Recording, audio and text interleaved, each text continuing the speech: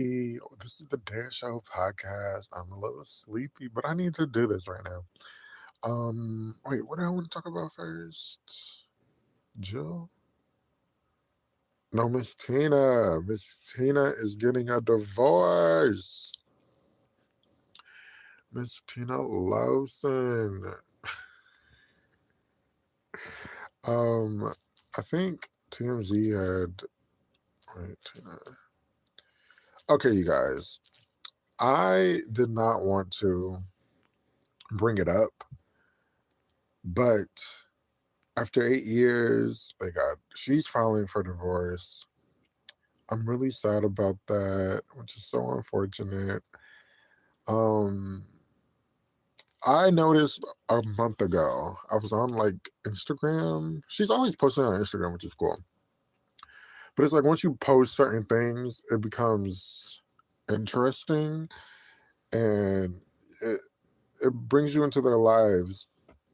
And I believe so, like last month, or earlier this month, I was like, are they still married? I didn't tweet it. I didn't say anything. I don't think I said anything on the podcast because I talked about Miss Tina for a couple of episodes. And I was just like, I noticed she hasn't been posting him. And I'm like, I noticed the name was still the same. So I'm like, okay, maybe they're okay because she didn't change the name. But MS, Tina, is that new?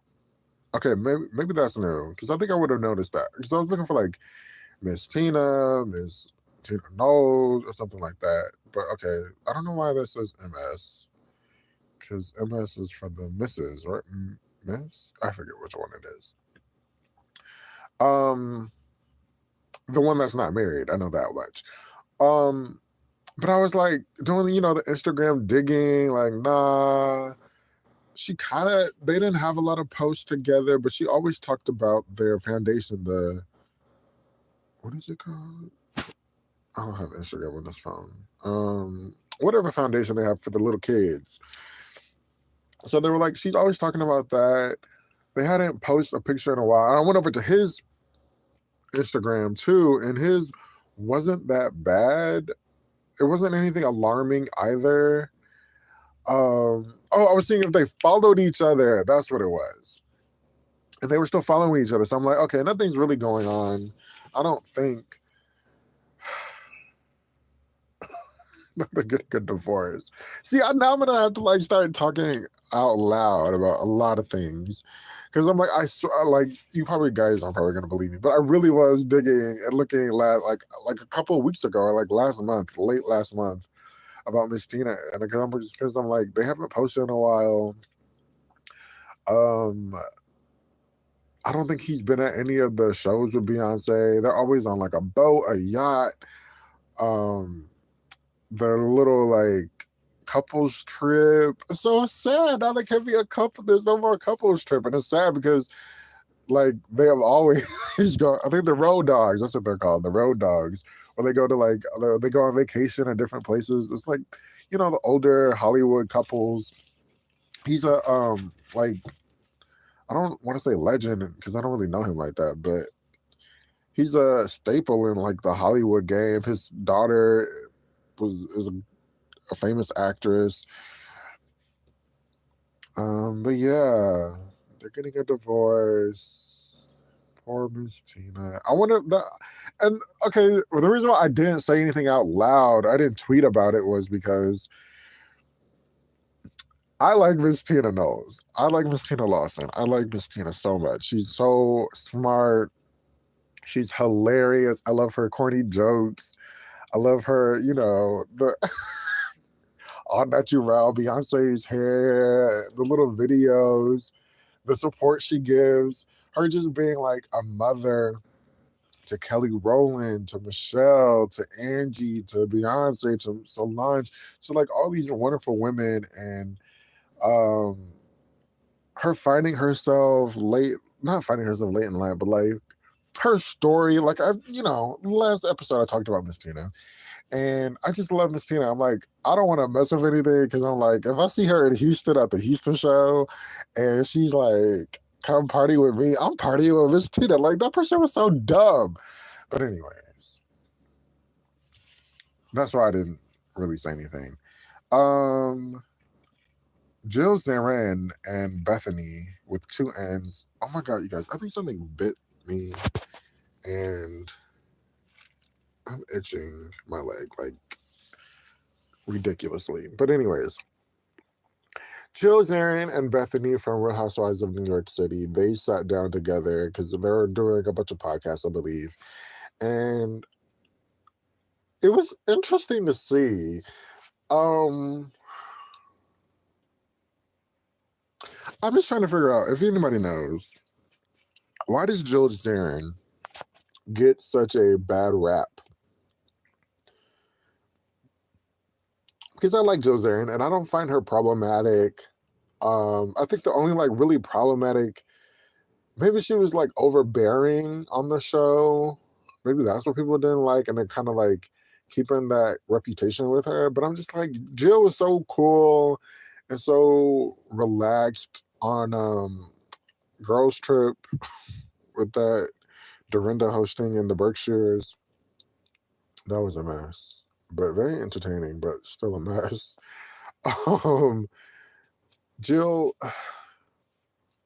I think she kind of head speared this girls trip with like the Real Housewives of New York City girls, but she ended up getting like duped because they ended up not choosing her to.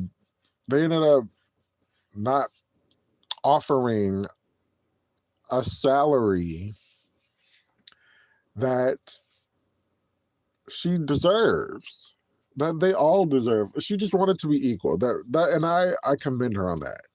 I commend her on that, and I agree with her. Like, we should all be equally being. We should all equal be equally. We should all be paid equally for this venture.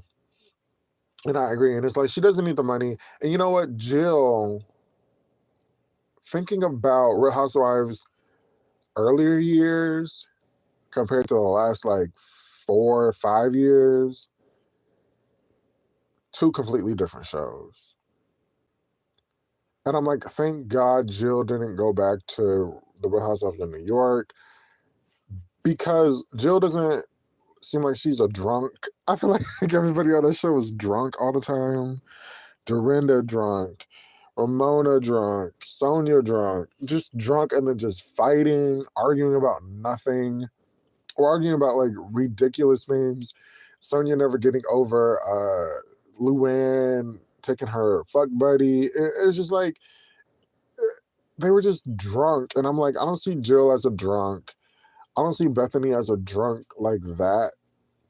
I feel like Bethanny has always been pretty much level-headed and pretty much in control of her alcohol intake.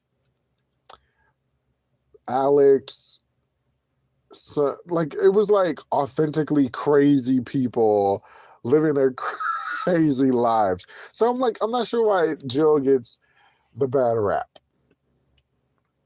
I don't know why I said that, but I still don't know why Jill gets the bad rap. This sit down, this like interview with Jill and Bethanny, I feel like Bethanny was just trying to like prove Jill wrong and tell Jill how wrong she was, and it was kind of uncomfortable a lot of the time. I feel like towards the end it got really good. They were talking about money. They were talking about coming the Ultimate Girls Trip that Jill's not on, like I just said. It, it was something like they both could talk about.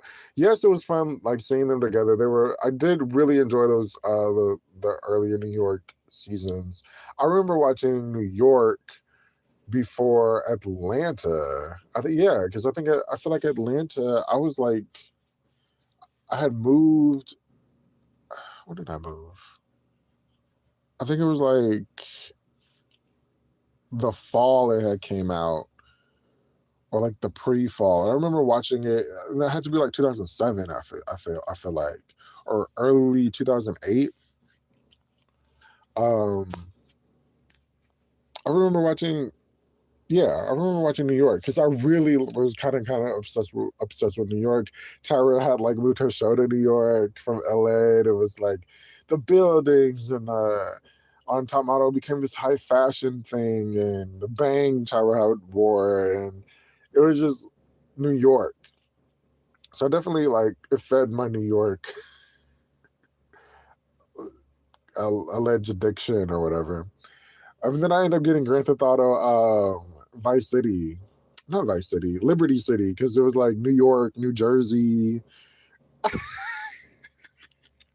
Look, when I go into like obsession, I really go into obsession. Am I recording? Okay. Um, but yeah, I just feel like she was just like, I feel like they needed to talk before to get out. And then it's like watching the behind the scenes I just watched.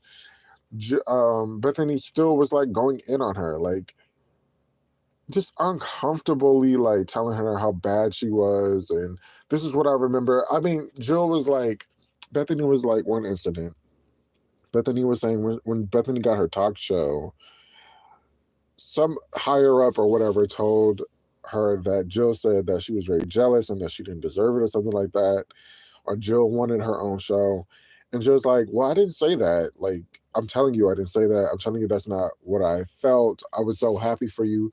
And that's what that's the one thing that's one of the things I really believe about Jill. Like, she was authentically happy for Bethanny. She just wanted to be in the mix with Bethanny. She didn't want to be taken over with Bethanny. She just wanted, to be there with her. And I feel like she really cared for Bethanny. Their story about meeting at that polo club or something. It was just like it was authentic, and I feel like maybe Bethanny did have a little bit of the takeover spirit. But other than that, whatever.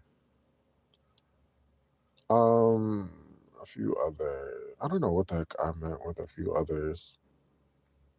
The trip of the money, how Jill deserved to be paid, and then they end up not offering Jill a contract, and they offered everybody else one. It was just, I think they even got Alex back. Like, I feel like, and then also, a few others. I feel like maybe they should have had like a couple other, like maybe Ramona there, because I feel like they could have reminisced on pretty good times, talking about the earlier episodes and how it was created, and um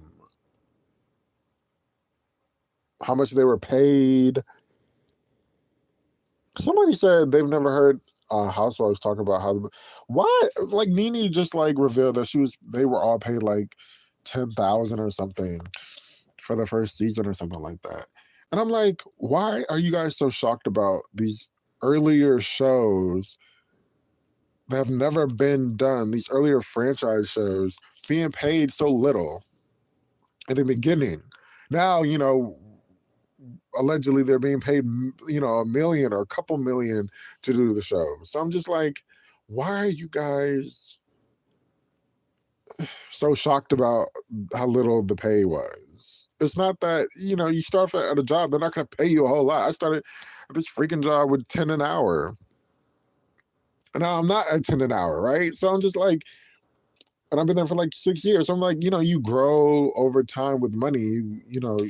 You get paid increased over time as things get better, as a job in general. Like, you're so silly. People are just so silly. You guys check out the craziest things on Twitter. But anyways, also Bethany was talking about the structure of Housewives and like the storyline thing, and trying to make it like a wow factor, but feeding into this like beast. But then I feel like she was also not only was she was talking about the structure of the Housewives and feeding into the beast and how negative and toxic it is. But then also she's like doing it present day.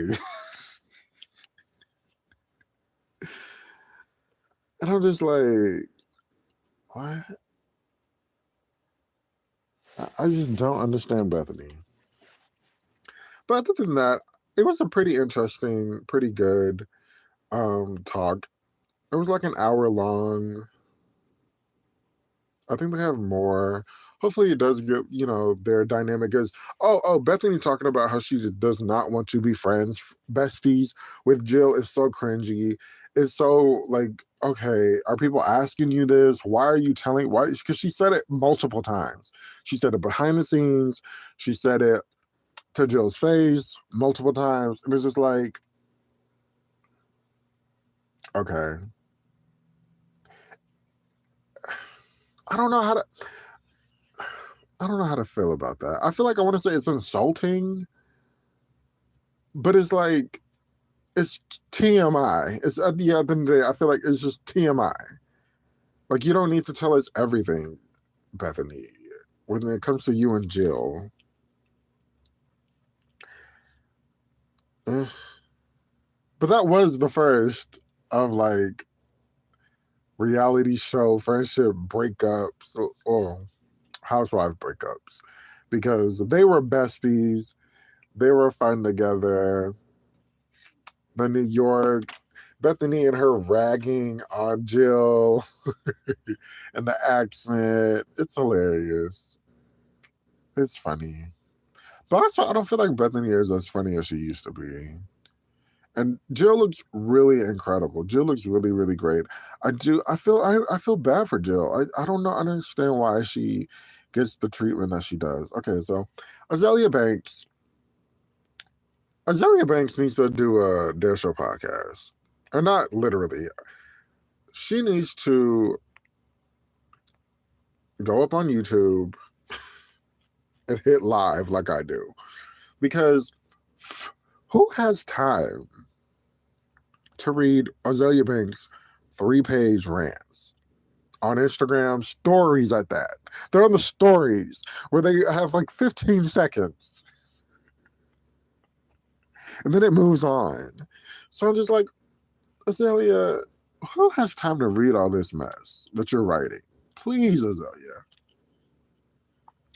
go to YouTube, monetize off of this, because I don't know what Azealia is doing besides have a show here, a show there. But I'm just like, what music is she really? All shade, but no shade. But like, what music is Azealia Banks really like putting out that is still people are like listening to and loving? Like, I don't even know, is she even still putting music out? Like, it's like, what are you doing besides selling like I'm not going to read a post, but if she's going like hit live, I'll go listen to it. I'll go watch it because she has a little flair when she goes talking about stuff, which is fine.